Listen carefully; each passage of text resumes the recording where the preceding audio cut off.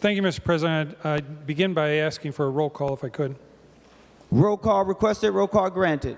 Thank you, Mr. President. Mr. President, members, this we did place this provision into the earlier policy-only bill that came through, but this removes the shotgun-only zone in the southern half of Minnesota and makes Minnesota uniform from north to south and east to west, and allows the southern part of Minnesota to participate in the deer hunting season in a way that enjoys the same higher level of safety that the ability to use rifles for deer hunting offers. And we've had that discussion about the extensive research, Mr. President, that exists, and I've gone through it in the past, and I know Senator Kupak has as well. Him and I are working together on this bill and on this amendment. As a matter of fact, this is Senator Kupak's language from his bill, which includes a report back to the legislature after a period of time. I think it's a very good bill. It's a great provision for this bill, which includes an extensive amount of policy as well as finance in it. I will offer one other thing, Mr. President, and we have not discussed this around this amendment or bill before here that I'm aware of. And I know that some counties and a few counties and a few cities in southern Minnesota were apprehensive about our discussion earlier around moving to be uniform in this state and having the southern part of the state treated the same way that the northern part of the state is treated.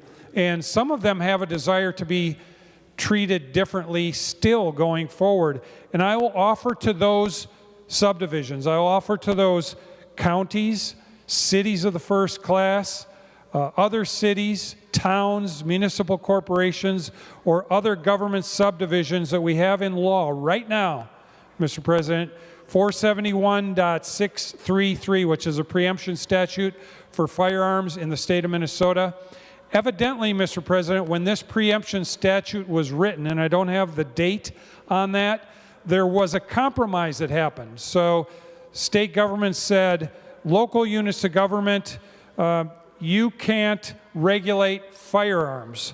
With the exception, there was one exception, one major exception, there were two exceptions, but one is actually substantive, the other is not.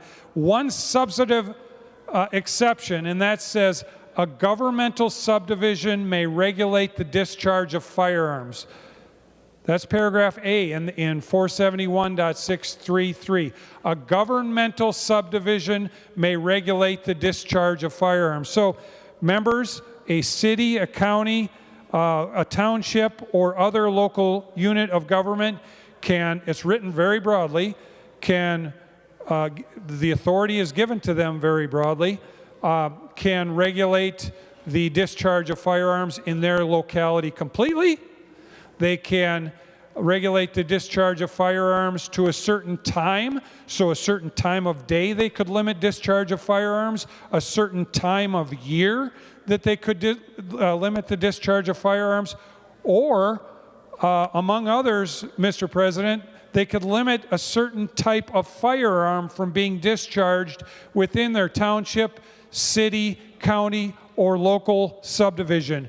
Members, we already have in law the ability of any subdivision in the state of Minnesota to limit discharge of firearms around any of those type of characteristics or others, other components of firearm discharge that local units of government may want to exercise. They have that authority fully in statute now, so the discussions we've been having are really moot, Mr. President, and if a city or county wants to limit that, they can not only during the deer hunting season, they can limit it during the entire year or during some time other than the deer hunting season.